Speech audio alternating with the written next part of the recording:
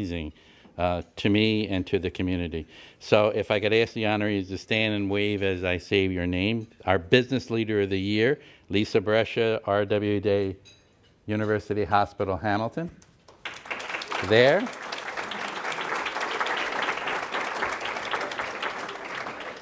This one I love. Our Community Leader of the Year is one of the best people we probably all of us could ever know. Mr. Bob Hillier is in the room, Hillier Group.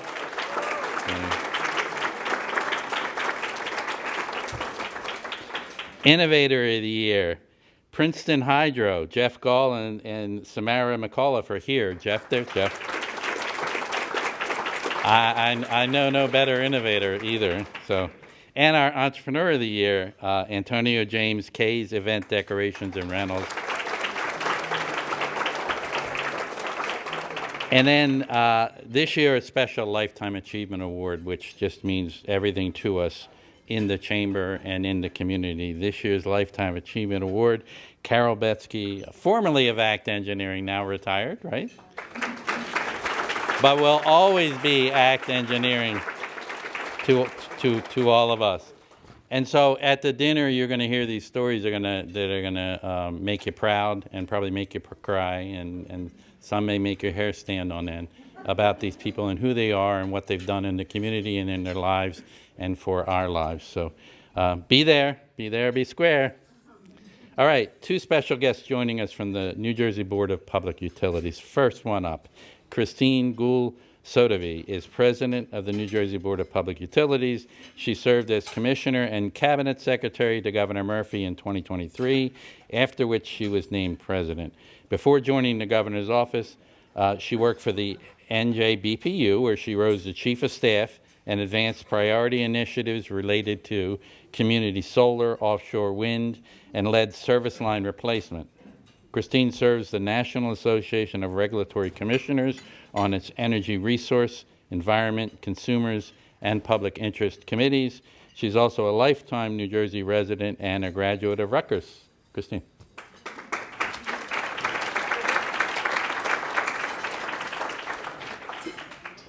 Thank you.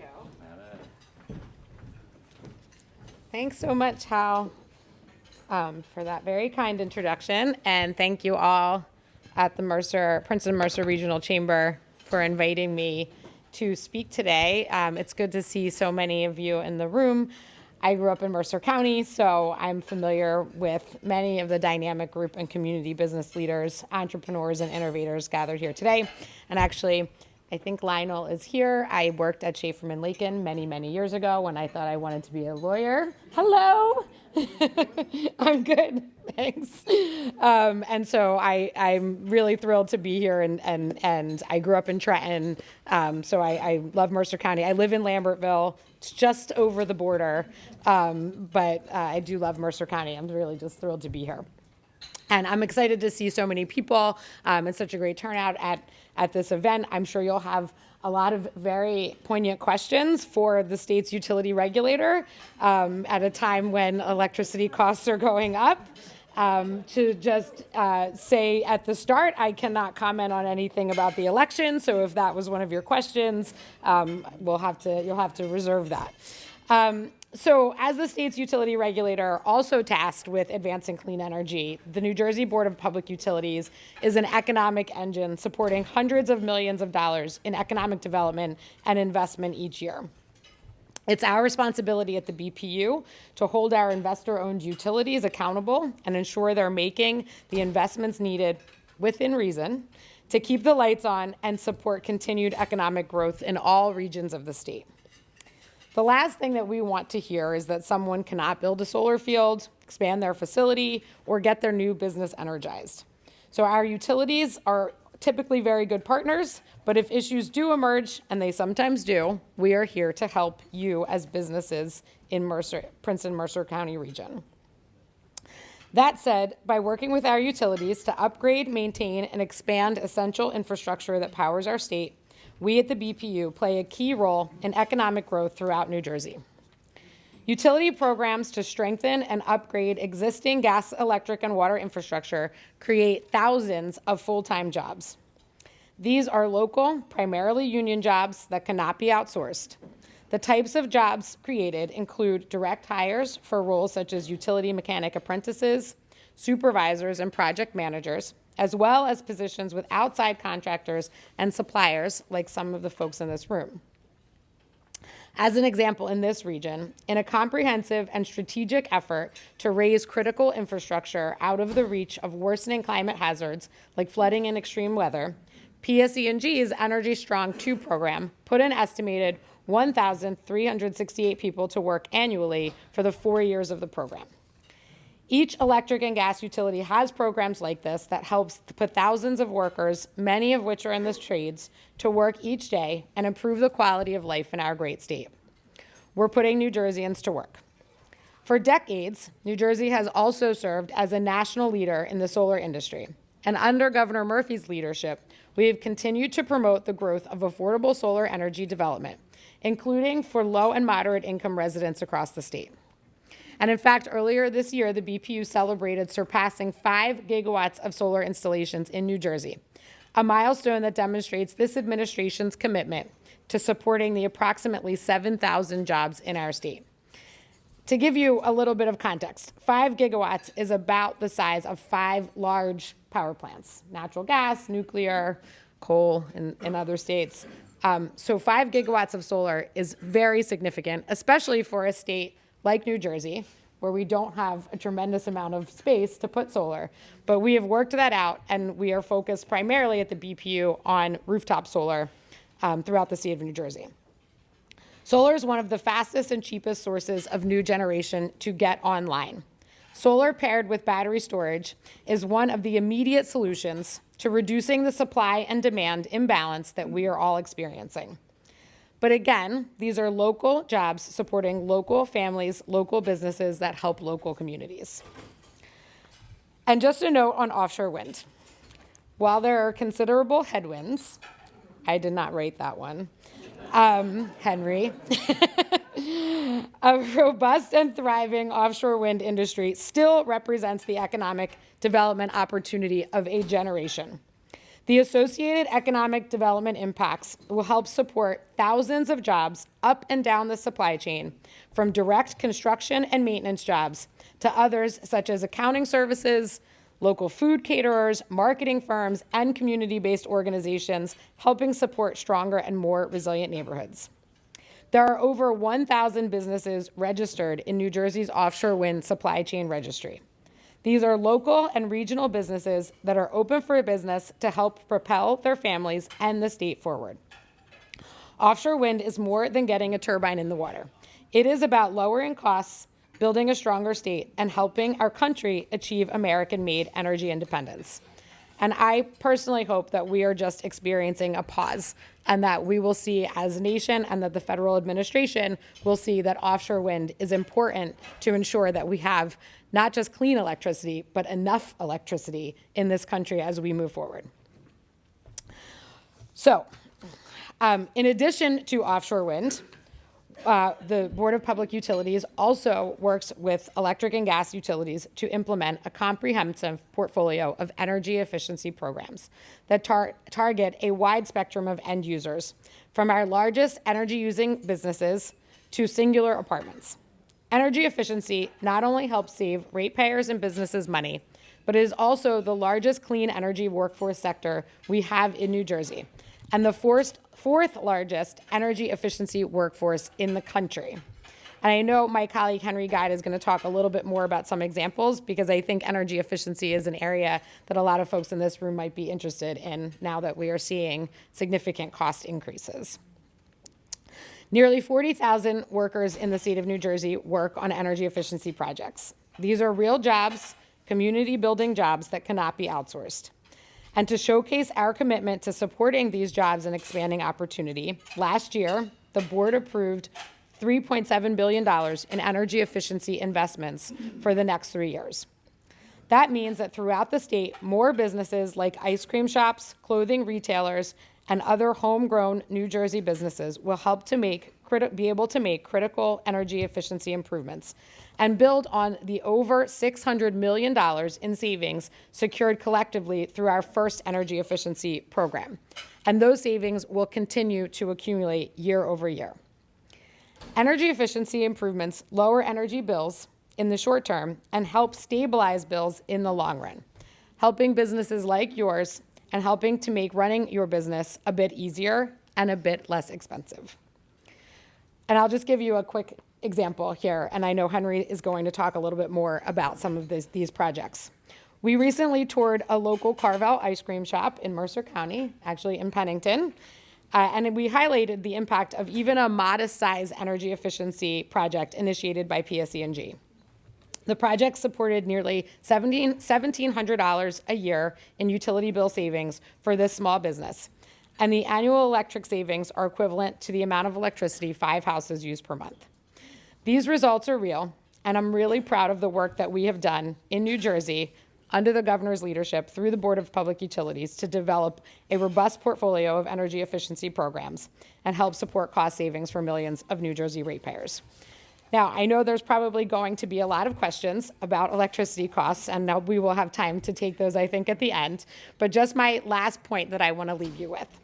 We understand the challenges that businesses face. Since day one of Governor Murphy's administration, we have worked hard to help save businesses money. This is especially valuable at a time when we are seeing the cost of electricity go up.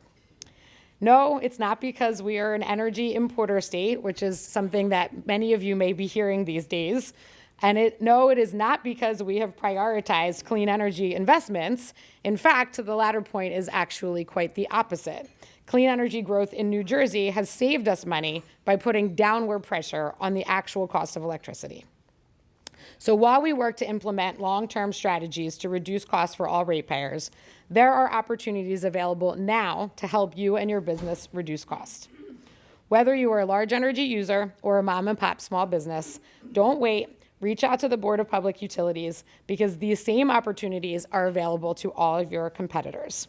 So thank you very much for this opportunity. I know we'll be taking some questions. It's good to see so many familiar faces, and have a great rest of your lunch. Thank you. She'll be back. She'll be back, everybody. So hold those. I know we all got questions. My pleasure to introduce Henry Gajda. He is Chief of External Affairs with the BPU, overseeing its divisions of communication, legislative affairs, and ombudsman person. Previously, he served the BPU Deputy Chief of Staff, leading the agency's effort to apply for federal grant funding. Ooh, that's important. And managed state policy and research initiatives. Before that, he served as Public Policy Director of the New Jersey League of Conservation Voters, driving environmental legislation and action through strategic advocacy, lobbying, and coordinated coalition building. Henry. Thank you.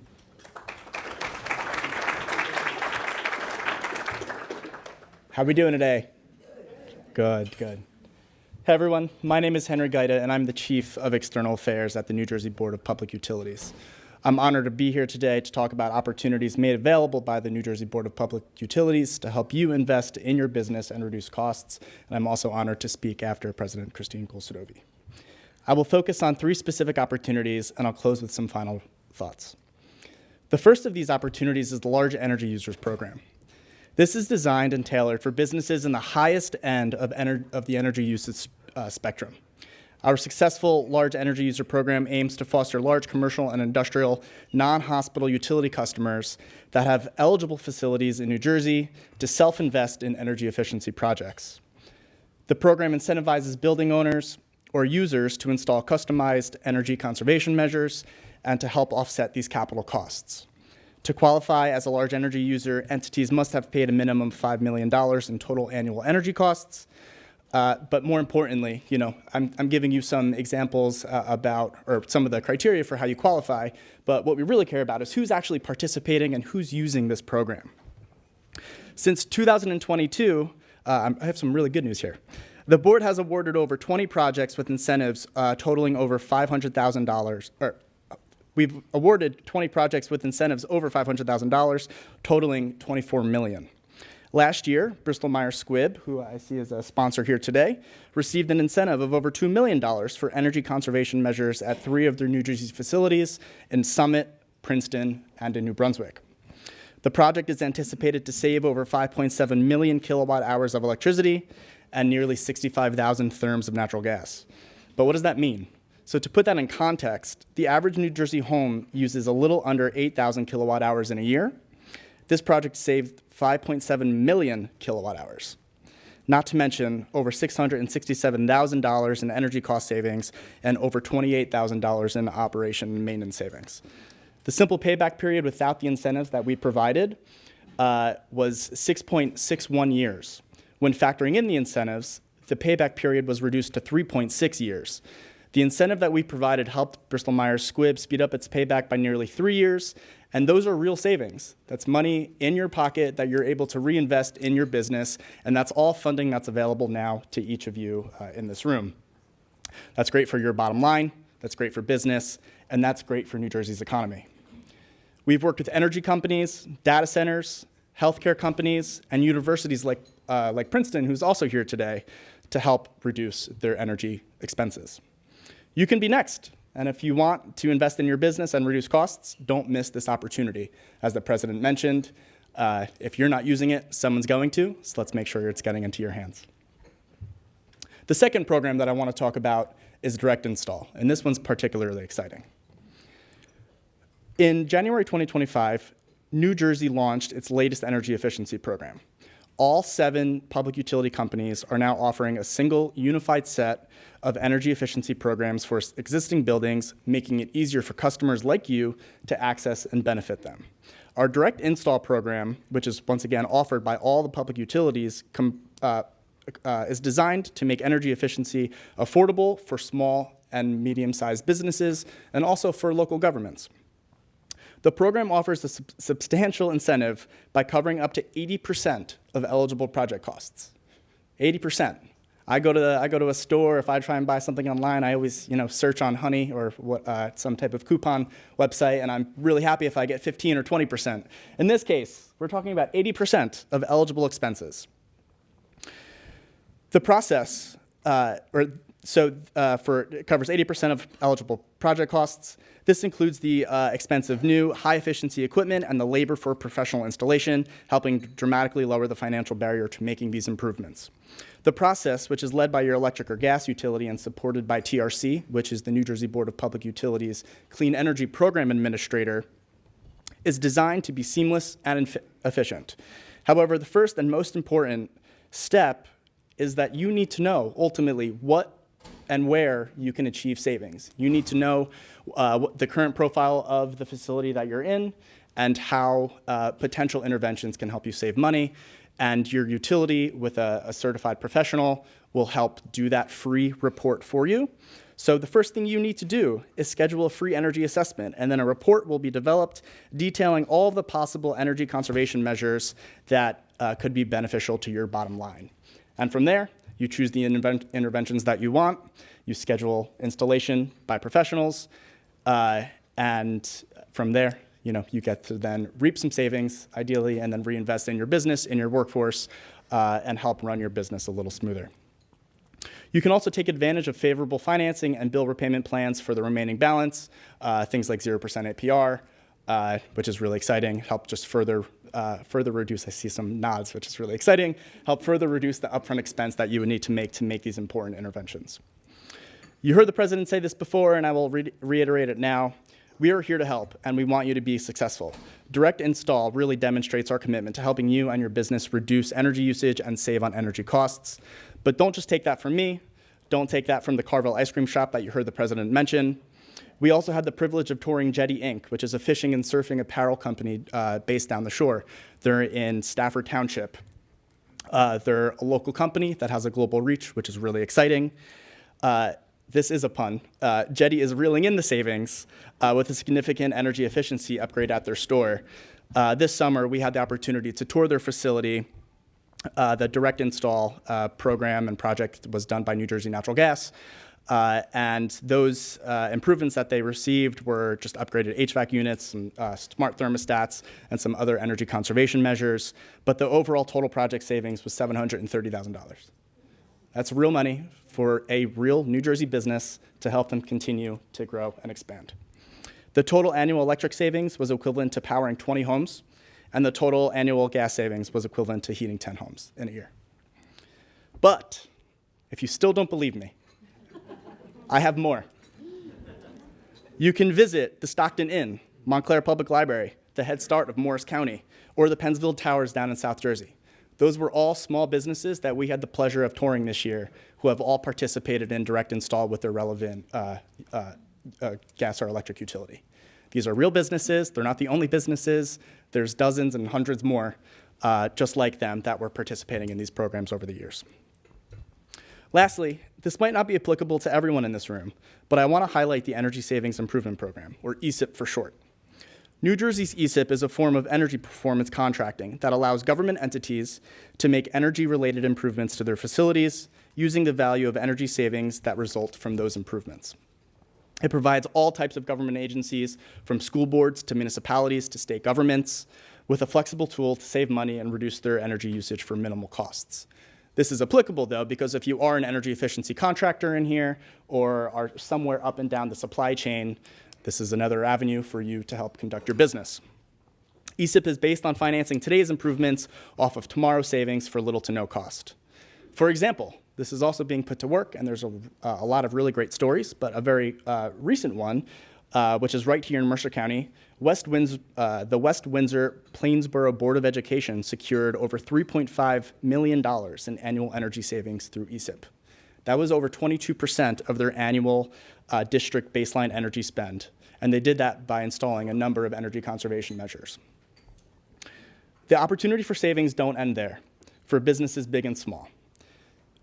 The first thing you need to do, though, is contact your utility, contact the board, contact me. If you want to call me at 8 a.m. on your drive into work, I will answer my phone. If you want to call me at 7 p.m. while you're cooking your dinner, I'm happy to talk to you about what you're cooking for dinner, but more importantly, happy to talk to you about how you can help your business save money. We're here to help you get started, and we are here to help. So I appreciate the opportunity to speak to you all today, and I hope you have a great rest of your lunch.